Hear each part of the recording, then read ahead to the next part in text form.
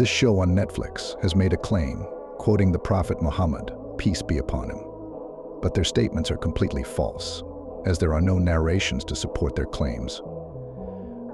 The Prophet, peace be upon him, said, "Telling lies about me is not like telling lies about anyone else.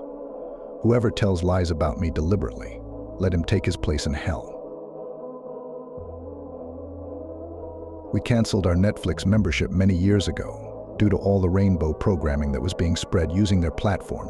They didn't even spare the children from it, and now with the recent situation in Gaza, this company has chosen to side with the oppressor. We choose to boycott any company or brand that supports immorality, misguidance, or injustice of any kind. In another Netflix program, they show the villain of the story reading the Quran, while plotting the destruction of the good guys in the story. First and foremost, do hurry up with the termination of the Joestars. And this time, try not to disappoint me. How dare you tell me to live up to your expectations? Just who do you think you are, anyway? Just look at you sitting there with your back to me. This subliminal programming is designed to brainwash the masses, with the same stereotypes we've seen the mainstream media pushing for decades now. So you're sitting like I am, for example, watching Back to the Future about a mad scientist.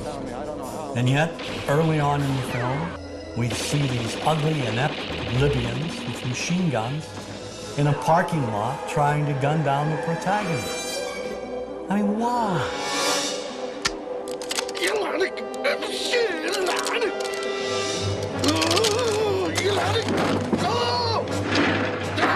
This movie wasn't about the future. It was the same old stereotyping from the past. There are countless examples of these fictional made-up stories by Hollywood, where they try their best to portray Muslims as the most evil people imaginable. With it, I will bring the infidels to their knees and be leader in the Arab world. This apparently is the same group which just detonated a nuclear bomb in the Florida Keys. Crimson Jihad will rain fire on one major U.S. city each week. And we're going to win that war by convincing enough Americans through the spread of fear, insecurity, and terror to change their ways. And the best way to teach that lesson is by attacking them where they live, work, and play. According to the FBI, hate crimes in America targeting Muslims or people who just appear to be Middle Eastern surged. The Satanists over at Hollywood have worked very hard to promote these twisted ideas, and their agenda is simple: portray Muslims and Arabs as the lowest of people. So when the Western powers decide to come and invade the lands of these people, it could be somewhat justified. We have a new, never-before-seen video recorded behind the scenes during the invasion of Iraq 20 years ago. How do you feel about the situation at hand? I'm just ready to go. Let's go. Let's get this stuff done, over with. Yeah.